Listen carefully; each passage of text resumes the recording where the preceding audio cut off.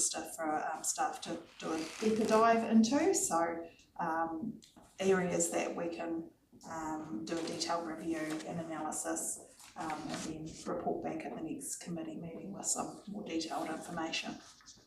So bearing that in mind, we can work through any questions and identify any areas for those deputies. Mayor Rowley and then Councillor McAwee.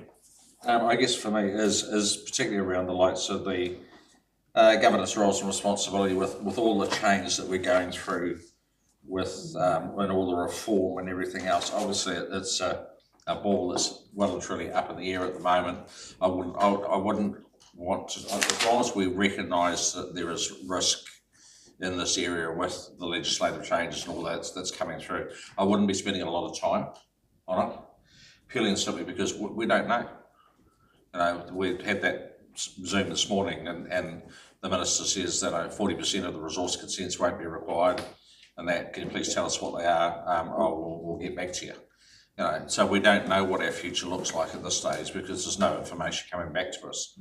So I think the big thing to highlight is that we recognise that there is a risk, and mitigating it, I believe, is doing everything we're currently doing, and that's doing the basics as well as possible, and just getting on with our job and that sort of thing. But you can spend a lot of time crystal ball gazing about what the future's going to look like, and it could be completely different in a month's time, a week's time, a day's time.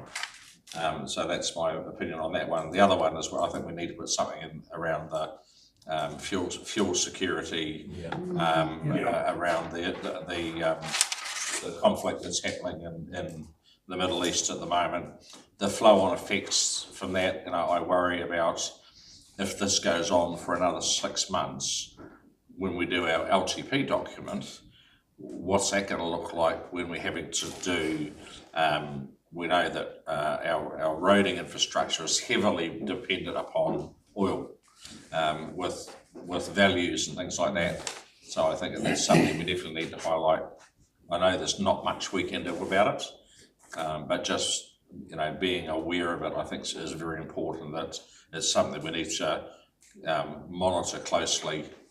And I know Stuart's already doing work on emergency plans for, you know, if fuel gets restricted, how do the staff get to work? You know, how do we ensure that our work staff have got sufficient fuel to get out to do the maintenance and the general running? And and I know it's a massive piece of work, but I'm confident that that's in hand.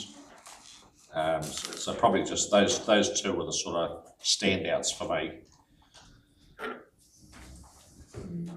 Thank you. Somebody else had Councillor McAwee, you had your hand up. Look, this might be petty, but 7E, climate mitigation and adaptation.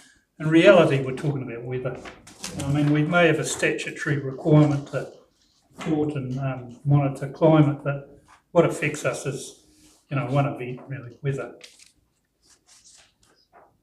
I could back Sandy up on that. I was going to say, could we just put that in with the visits, the weather events, because that's really what we're looking at is lighting. We may need to have it in there, because it may be a requirement to have it in there, and that's fine. But the focus, I think, yeah. Well, it used to be maybe semantics. I appreciate that. But it used to be the primary focus. Go back 2 or 3 years. Yeah, yes, climate change was the all-day conversation, wasn't it? Now know that it was just maybe more to have. I think Tina wants to say something. A comment there. The risk register is the committee's risk register. Yeah. Okay. So it's a really important concept that there's nothing in here that's required to be in there. It's the committee's to own. So there's no statutory requirement on what we've got to having your risk register. No. This is best practice. No. Okay. As we assess it. The development of the risk register occurred, I think you would have been a part of that in your era, a few years back, where you know, a whole host of risks were workshopped, and this there was a sort of a core register that fell out of those conversations where the highest ranked strategic risks, and that was agreed upon at the time. But things move on, don't they? Nothing stays the same forever, and could reasonably be perceived that the focus has shifted since that was first developed, and there's potential for that risk to be redefined. Or This part of the meeting is the and risk part of the audit and risk. And as the Mayor said, we need that flexibility. Things are happening around us that we can't control, but will certainly impact us. Yeah. And I mean, this is a time really to sit back from the draft annual plan and say, hey, what is our roading program going to look like? And what are the financial implications in that? Reserves, roadside mowing, all of these sort of things. Councillor Harrison. Thanks, David. Just at the bottom of page 109, in regard to the health and safety advisor and the position that we've been filled, which I assume was the gentleman who was here. Yeah, it was. Yep. He is obviously going to perform a review of the council's activities. I see also then consideration for an external health and safety management review. So will his work be then peer reviewed externally? I can't answer that, Tina, can you? Oh, well, it may not be a question, it might be for Stuart. I don't know. So ideally, that would be regulatory compliance. So Dylan would have be able to respond to that. I can only expect that it's either a scope of work that's outside what could be reasonably expected of staff to perform, or it could be something with independence in order to assist with and complement the work that Timbani will be undertaking. So I see there's that position there has a 0.5 moving into the water services area. Is that an extra 0.5 or is that 0.5 of what his role is? So the role is one full-time equivalent, and of that 0.5 is effectively being funded by the Three Waters Internal Business Unit. So therefore on the expectation that about half of that role will be absorbed in that space. Is that fair, Dan? Do you have anything to add? I think for the purposes of setting up the internal business unit, we identified that health and safety was of a concern to us. We didn't have necessarily the correct procedures, or at least having procedures documented. So if we focus on that, the rest of the organisation benefits, from that work as well. So it's able to sort of waterfall through the organisation, so parks and reserves and across the other activities as well. Just going back to that comment, consideration for an external health and safety management system, that was around the fact that we don't actually hold a health and safety system currently. So that's a digital system to hold all of that information in. So I think that was what. So, sorry, can I just ask you, Dan, you're referring to like a generic system that might apply to, we bring in a system that records all that. Is that what you mean? It's a system that could actually hold all of the information on training, revalidations, could contain all of your standard operating procedures, and then when you have other systems in place, if someone's going to a site, for instance, and they are going to perform a certain task, it might be that they're going to enter into a manhole or something like that, or they need traffic management. It will then point those people to what the appropriate training is, make sure that they have that appropriate training, and then guide them with the operating procedures that they should be familiar with. So you would set up like a digital framework? Yes. Yeah. So to that end, then, the position that this gentleman is holding, it's not a contract to basically review, set up, and then move on after maybe being peer reviewed? It's after he does his assessment. He will continue in the role once all this works. Yeah. It's a full-time role now. And I think probably for clarification, Paul, is prior and did half an FTE on civil defence and half an FTE on health and safety, and the change has been to bring in someone full-time solely focused on health and safety, and the water unit picks up that extra half of a full-time role. So we've never had someone wholly dedicated to health and safety before. No, that's right. Thank you, Doug. Any other questions or observations? So we remind ourselves that the risk register is on each of our agendas. And the reason that we have this discussion is, are these still perceived to be the risks, the priority risks that we are managing response to and seeking assurance? I talked in my report and indeed at the last meeting about items for deep dive reports from staff. The one that I've firmly got my eyes locked on is human resources one, which is our biggest exposure. And it's my recommendation to the committee that we ask staff to undertake a deep dive and report back to the June meeting. But I'm happy to hear any other views from committee members. How far do we take it? I think we just give staff a free hand. I'm mindful of the fact that we don't have excess capacity to be able to do this. But if we were to get a bullet point report which simply identifies the issues that we are being currently confronted with and how we intend to respond to those, is to keep that conversation in front of us. It can be key personnel, it can be resourcing required for new legislation, those sort of things in front of us. Major projects that we've got identified in this year's work plan, next year's draft annual plan. So do we look at also recruitment and retention challenges within that? Staff would, Yeah, yeah. yeah. You would, from a governance perspective, you would raise the question to get assurance Yeah, that we can actually do our work, yes. so that you walk away from here with the comfort that your staff understand it, they've got it under control. Yeah, because it seems to be a consistent thing, is the challenges we face in recruitment and retention space. The other one that links with that a wee bit is the one on page 109, health, safety and wellbeing, which we heard from Anne and her colleague this morning, how that is becoming more of an issue, sadly. Yes. And without wanting to push the envelope too much, my recommendation to staff from each meeting would be another deep dive. Yep. And again, I'll come back to the Mayor's comments about those things that are changing in front of us all of the time that we need to be aware of. We don't know globally what sort of situations we're going to be confronting in 3 months.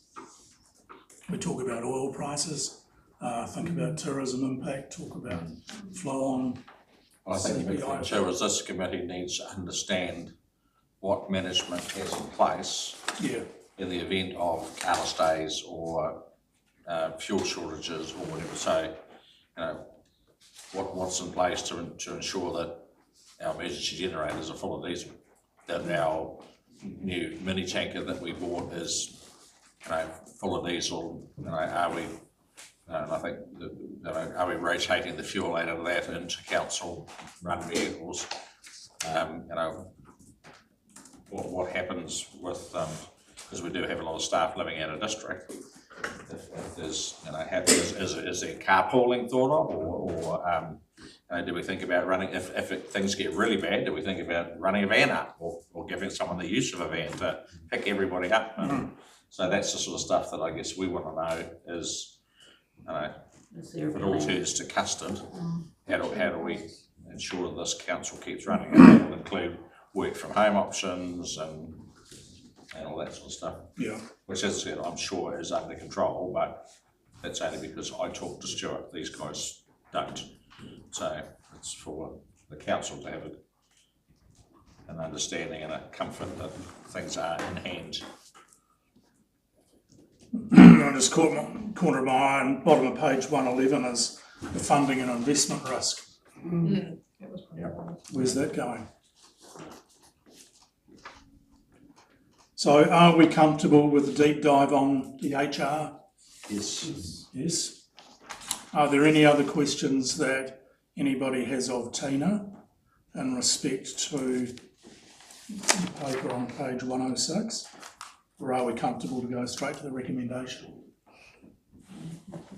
Councillor Guildford, you're moving. Yep. Councillor Stevens is seconded.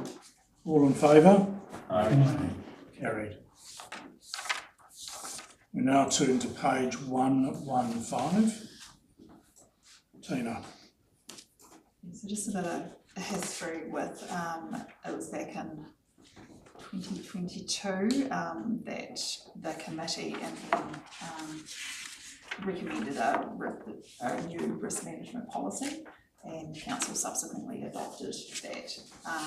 So that's how long we've had a policy of this nature in place. So there has been, previously it was on a cycle of regular review by the committee, and then it was agreed by the prior Audit and Risk Committee to return that to a review cycle in line with regular policies, so 3 years. So for the purpose of this paper, we believe the policy is largely still fit for purpose. So there's just a few minor amendments indicated in there. There could be some other items to be considered potentially, but I'll just pop that to the committee just for any comments on the proposed amendments or anything else that the committee would like to provide some comments on for consideration. Thanks, Tina. Councillor Guildford. Only just to acknowledge that we've already discussed the internal controls removal of the internal audit function, and I consider that the other amendments are quite minor, really just for points of clarification, so I'm pretty happy with this policy. Can I just take everybody to page 118 of the agenda, item 6.1b, which clearly outlines the role and responsibility of this committee in respect to the risk register. Requires us to review the risk management framework, which we have done, consider the robustness, advise council on matters of risk, and the key ones for me are review the data management, the disaster management and business continuity plan. So the question would be to the committee, when did you last see the business continuity plan? I haven't seen it. So we need to plot that on the agenda for the next meeting, Tina, if we can. And finally, review the risk register at each quarterly meeting. And obviously that is currently, or that's what we've just done and what we currently do. But again, business continuity plan for me is the key one. And lessons learned are around having backups in place. We don't know when it's going to happen. We don't know where the key staff are going to be. And I always remember way back to the Manawatu floods in 2004, where 45% of the key decision makers were out of the district when the floods happened and could not return. What is just our matter of current steps portion up. of staff that live outside of the district? We know roughly. But that is a risk. Yeah.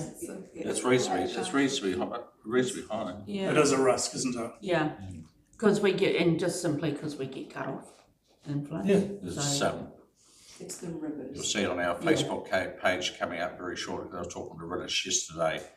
There's going to be a highlight of the 86 flood Oh, yeah, I've seen coming up for the anniversary. quite a lot of coverage of that. Anniversary of it, and he got out of the archive some old footage of. Cool. And I'll tell you what, no one was shifted in 86. So This is quite interesting. It's related, came out after the 86 floods. yeah, It's Yeah. on the floodplain, it's really good read. Gonna give it to Andy, have a look at. and if things go around a circle, read that one. Yeah, I know, exactly. I mean, together though, It's an original. show a pattern. It's 1887 to 1926. Wow. It talks about really All the floods and the bridges being built and loads of bridges being built and and brilliant. being dictated to by higher powers. It doesn't change. Right, are there any other questions on this matter? If not, I'll take you back to page 115. Firstly, the background comment that Tina's written in the report. Clause 5, it's the view of staff that the policy remains largely fit for purpose. Some minor amendments, and that's certainly been borne out in our conversation. So we have two recommendations. Firstly, the report is accepted, and secondly, that we review the policy and confirm any amendments to be included in a recommendation to council. We're not making any recommendations.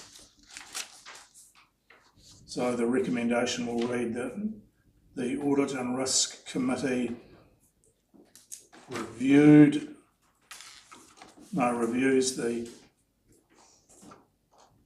and confirms no amendments. No, not minor Except amendments. the minor. Them's Just minor amendments. You're right.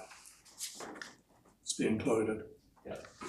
So with that word, Mayor Rowley, you're Yeah, happy to happy to move? move, yes. Seconded by Councillor McElwee. Further conversation? All in favour? Aye. Against? Carried. Let us turn to page 126. Tina again. Right, so the risk tolerance recommendation, so again, a bit of history that we introduced this back in 2022.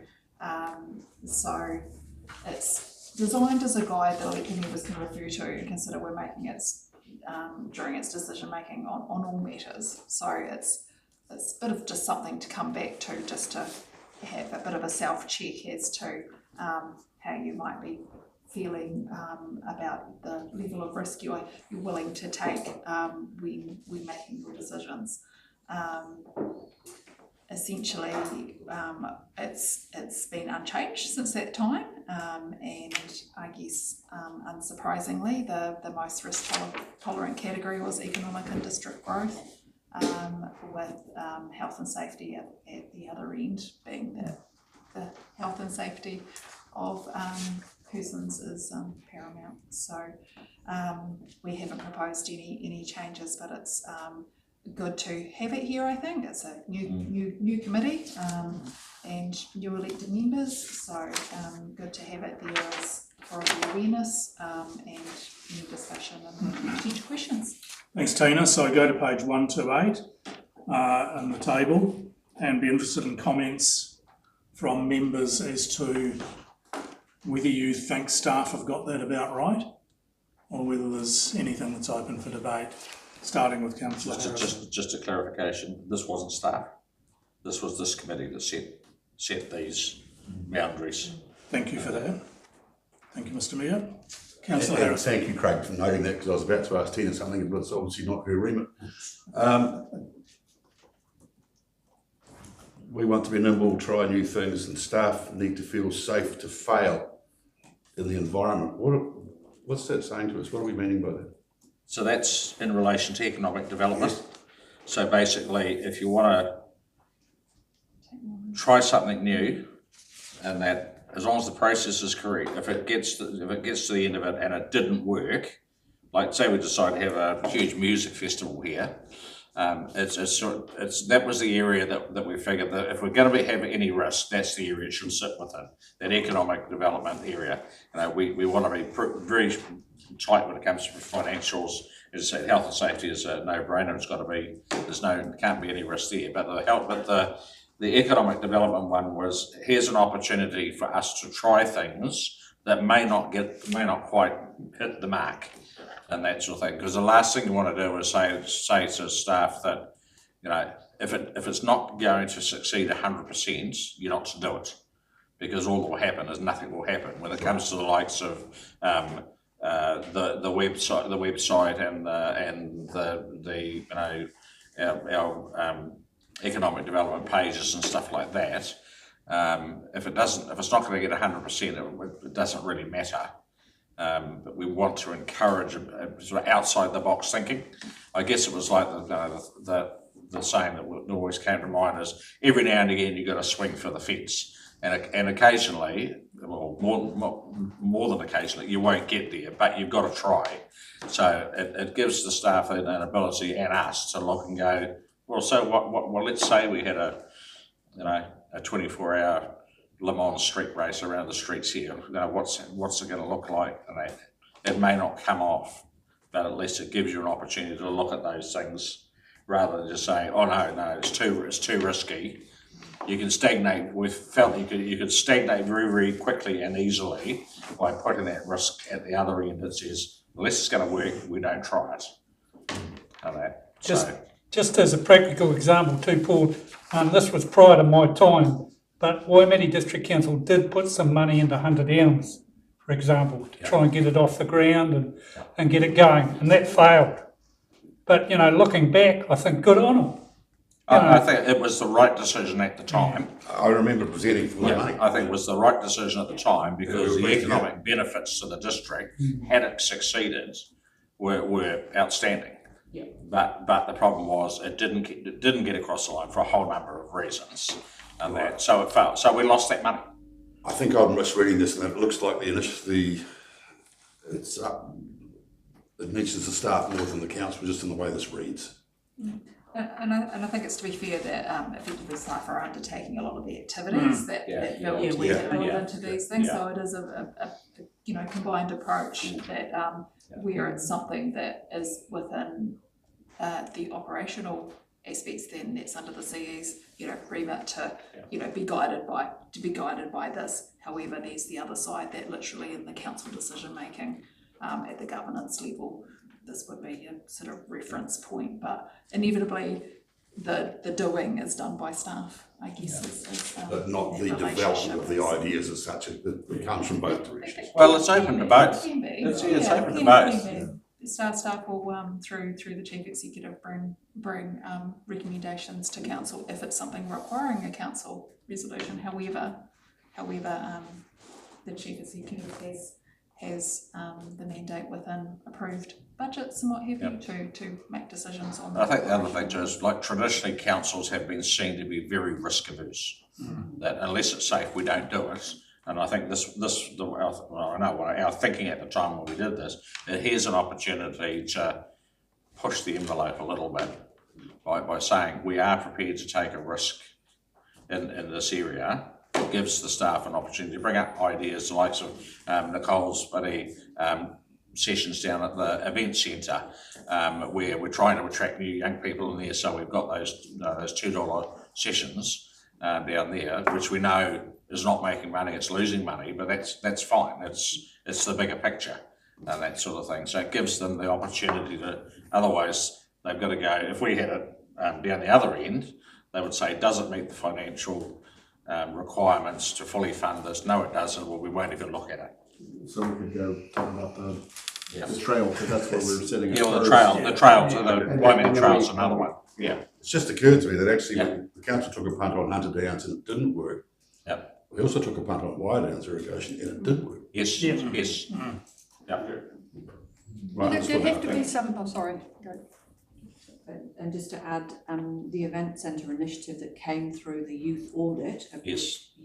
you all took a punt on, Yep. and the numbers now, though financially we didn't know whether the $2 would work, what we're actually starting to get now is quite an uptake, especially on the evening from 3:30 to 5.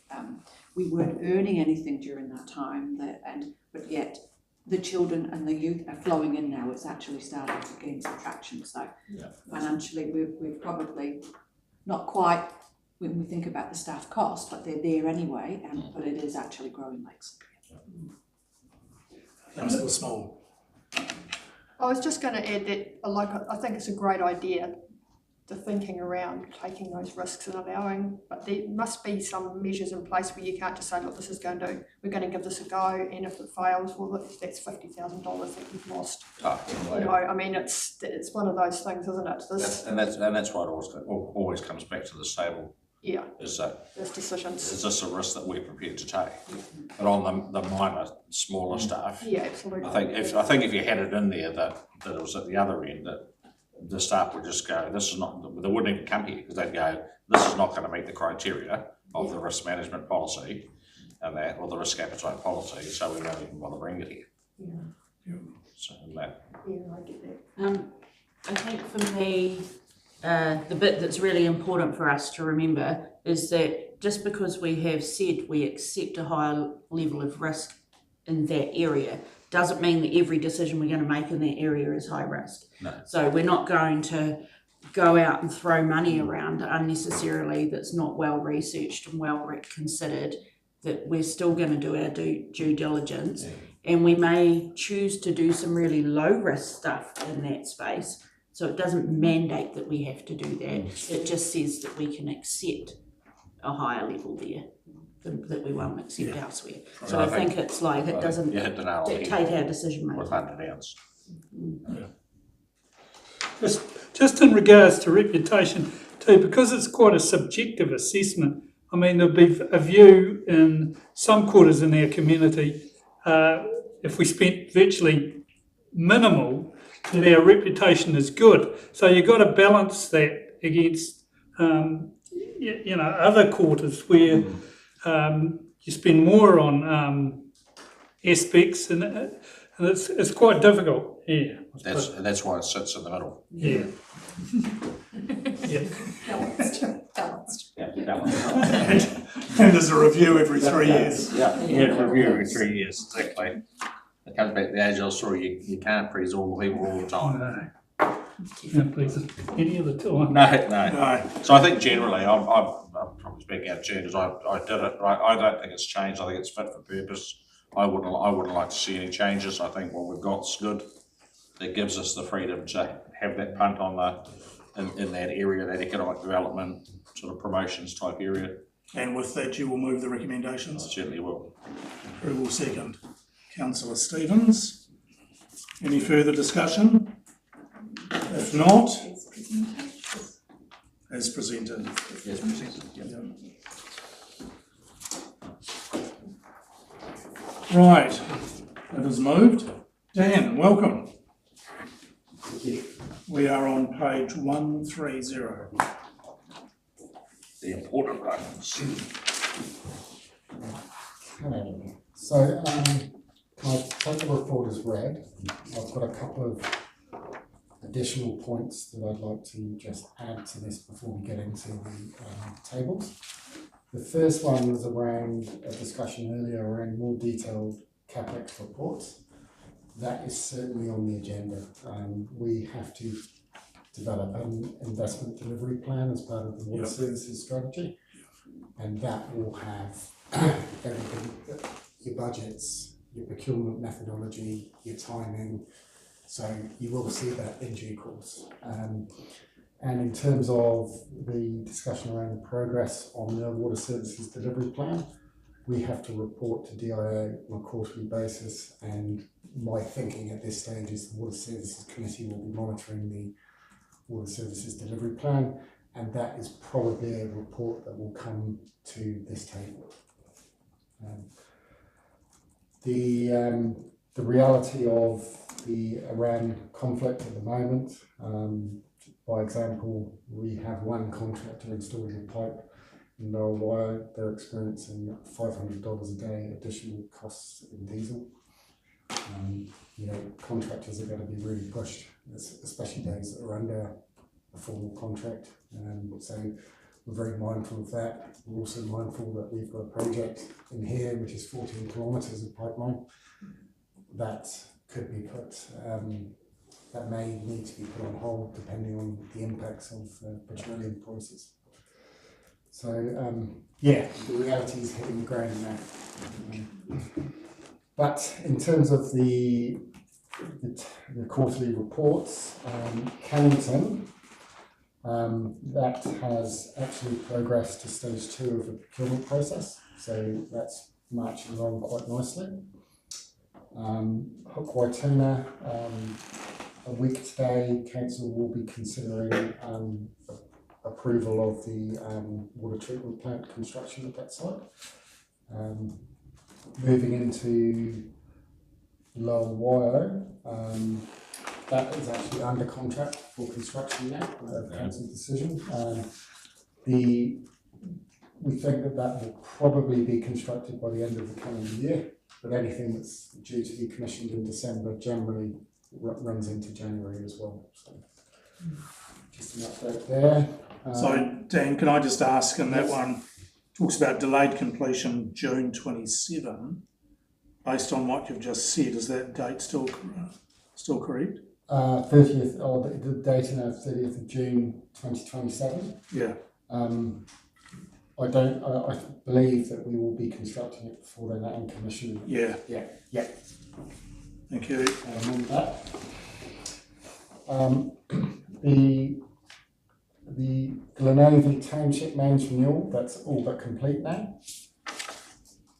and Waimate is within a procurement process at this point in time, and that's moved to stage 2. So I can't talk too much about the procurement process because we're still in the middle of it. What I can talk about is in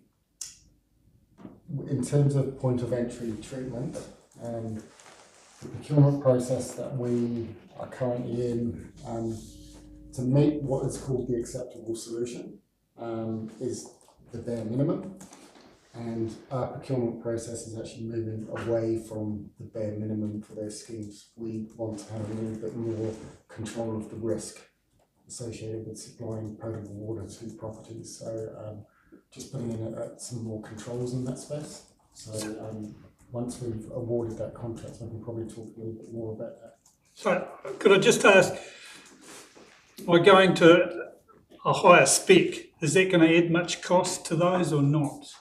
It's not so much a higher spec. What it is actually having control of those schemes. They're unique in that they are primarily stock water schemes and some residential take. So what we're trying to do is ensure that the stock water schemes continue during these significant weather events, and the residential side continues as well. So Storage. Oh, okay. Yep. Yeah, no, it's fine. And control of the quality of water coming in. Yeah. And Waikakahi is also part of that same procurement process. So the element is on hold at this point in time while we look at options. And we've looked at options for connecting Waikakahi into Lower Wairau. The overall investment in that is significant. So what we're doing at the moment is looking to model what parts of Waikakahi can we connect to the Lower Wairau treatment plant. So we'll be splitting between the two opportunities at that site. So we'll only do that if it's cost effective. Just to comment too that I'm not from down that area. It would be good to have some more maps, and rather than parts that just to be a bit more specific. Yeah.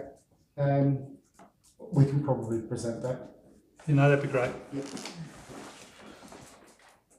Because we can't get into those layers on the GIS. I think you can in terms of the water schemes. We can for the water schemes, can we? Yes, so you can get them on the GIS mapping, council mapping.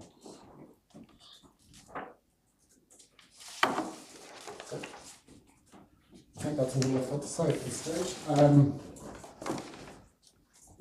Actually, the water main, that's all but complete. The booster shed is in place.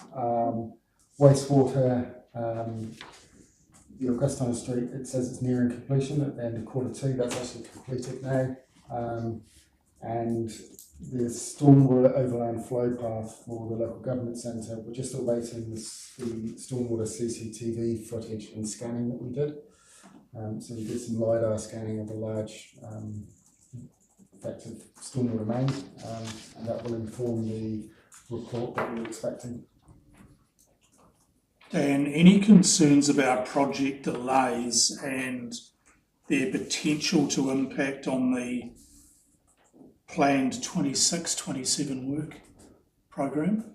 There are concerns. There are concerns at two levels, actually. One of them is anything to do with the compliance. We have made a commitment through Tāngata Arawai that we will complete those. Yep. Those quarterly reports that we go back, we'll have to be quite honest with them in terms of the potential for a delay, especially that 14-kilometre pipeline. So that's one of the concerns, and Sorry, Dan. So was that in our water service delivery plan that pipeline would be completed, and yes. So we'll have to go back and say there's a possibility that a variance to that. A variance to that, we'd have to get that approved. Yeah. Remembering, of course, that until 1 July 2027 to actually do that. So we would probably be able to manage the workload so that we get those elements completed. Yeah. But some of them, for instance, we said we were going to complete. So Cannington was going to be commissioned prior to 1 July this year. Right. And that's probably not going to be the case, so we'll be talking about sliding projects by 1 or 2 months. But it's definitely a good question around the next year's programme, but we are very heavy in terms of the compliance side of things prior to that. Are we, and this largely pushing of things is around cost smoothing because of fuel pricing and the uncertainty in that space?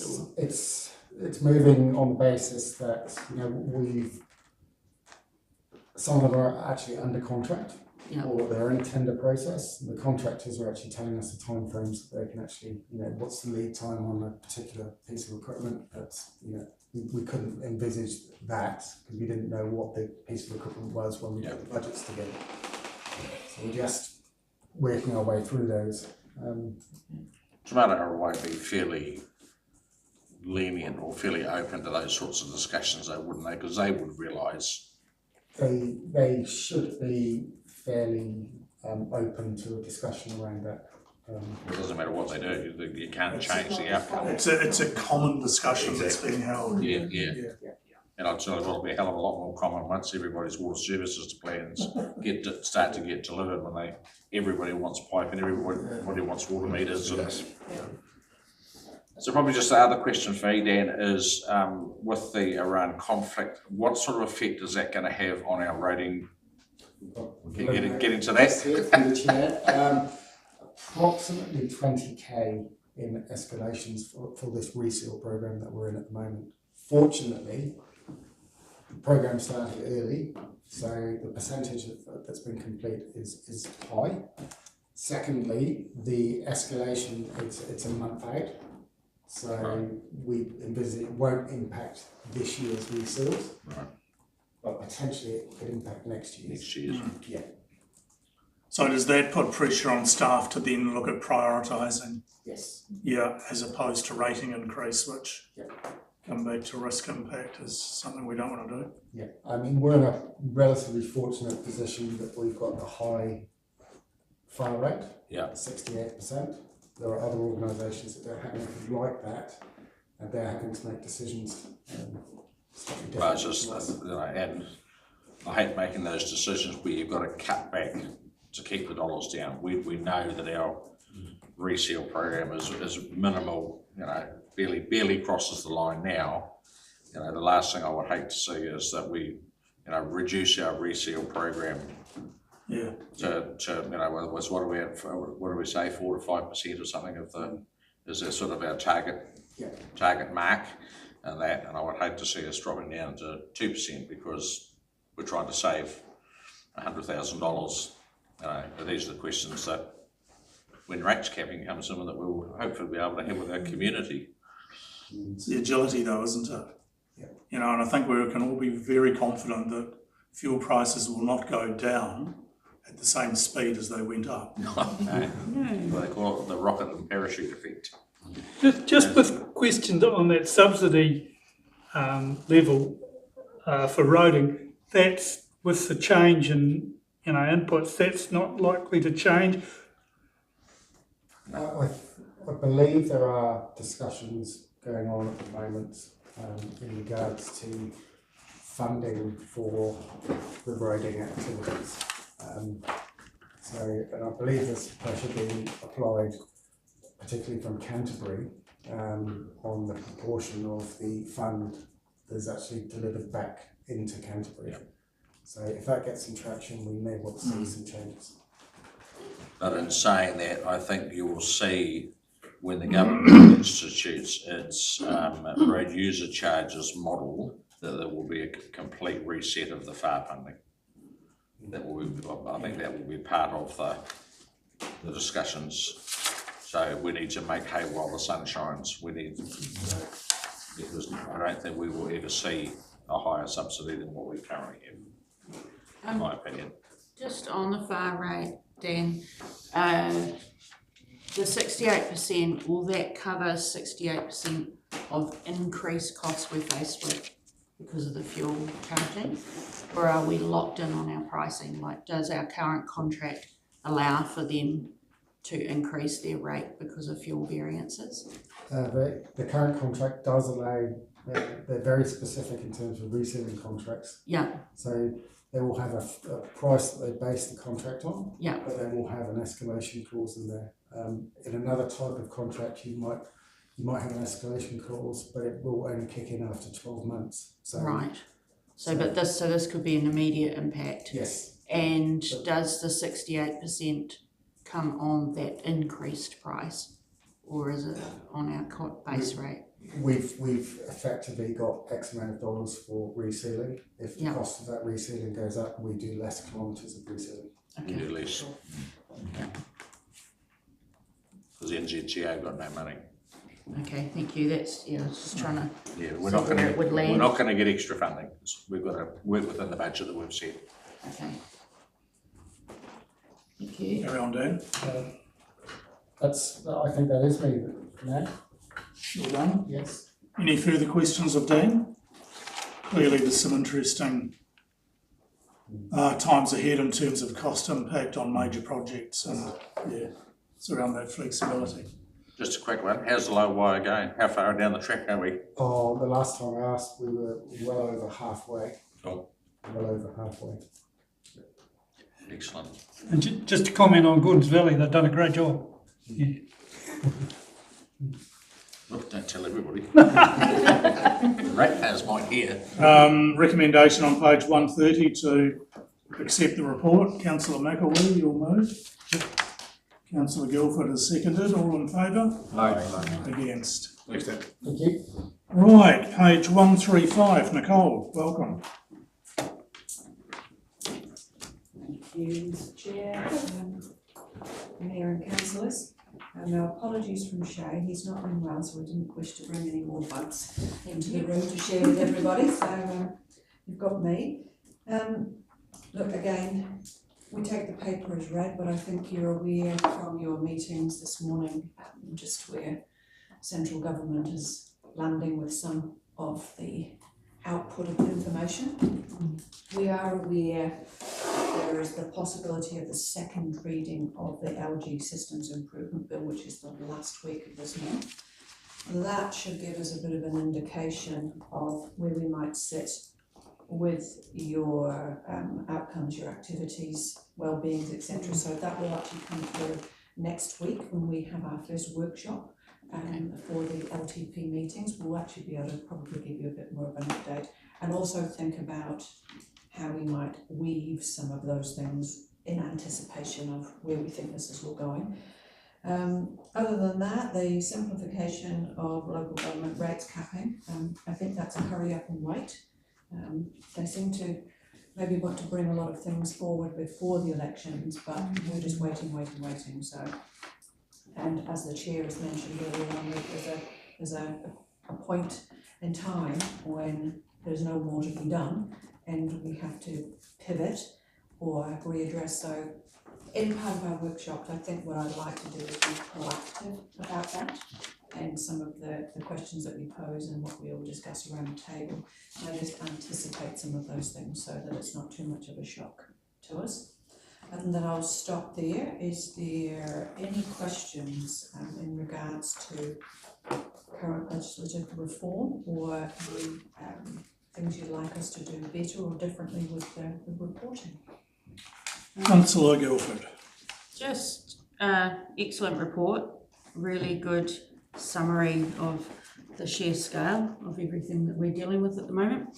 I just have one request, and just can we colour code our, because I'm a big colour coding girl, but similar to our other risk reports, so we're colour coding our classes of level of risk and the significance of the risk. Yeah. Just something that's consistent through, but the detail of the report is excellent, so thank you. Thank you. One thing that we need to be mindful of is there are advocates all around the country for low rate increases. Yes. But what we also know is that there's a significant amount of cross subsidy from general rate, particularly to facility use. And those who are advocating lower rate increases are also prolific users of our facilities.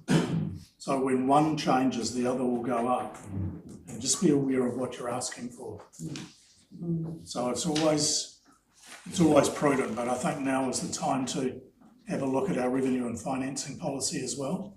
Because a lot of those public-private good percentages that were put in were done so 8-10 years ago and have not really been reviewed since.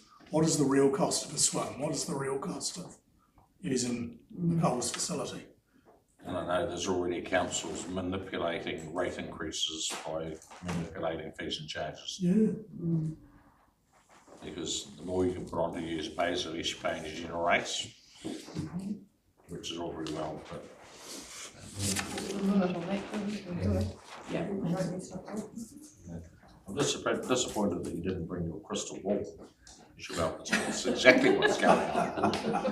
Yeah. Yes, it's an illusion. I'll give it a go. I can see through. One of the other ones under the emergency management stuff is to make sure that we've got enough local people on site. We don't want people with pinstripe suits and shiny gumboots flying in every time there's a flood. It's what they know nothing about the local area, the local people do. The locals will just get on and get stuff done anyway. That's the point, yeah.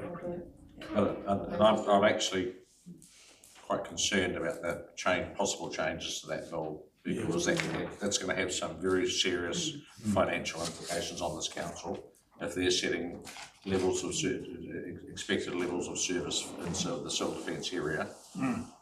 One part-timer ain't going to cut the mustard. So it's something we need to be very aware of.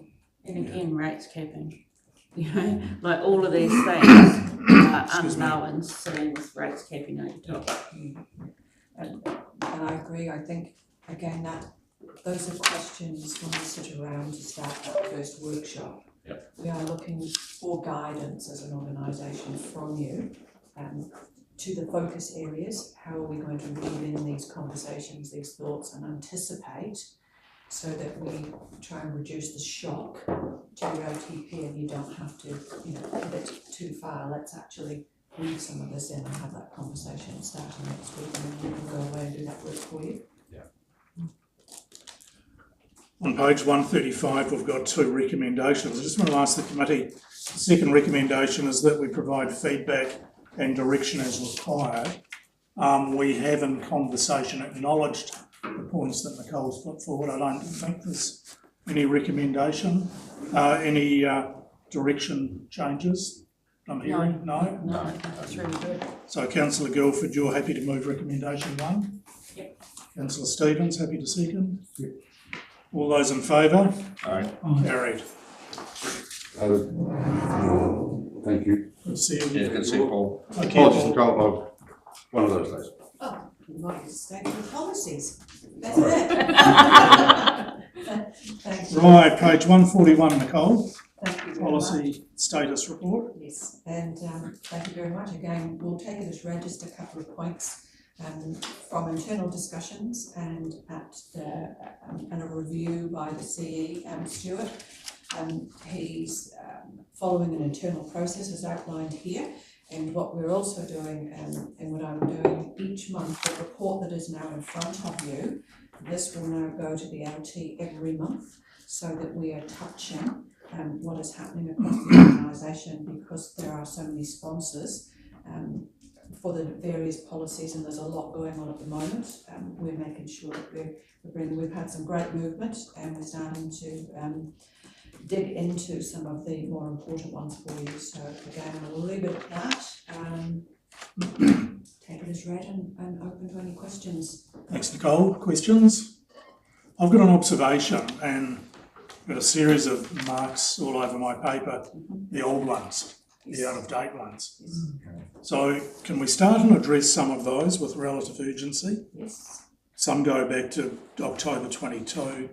My question is, if it's that old but not being updated, A, is it necessary? B, what is the issue? And C, can we put a time frame around it? Yeah.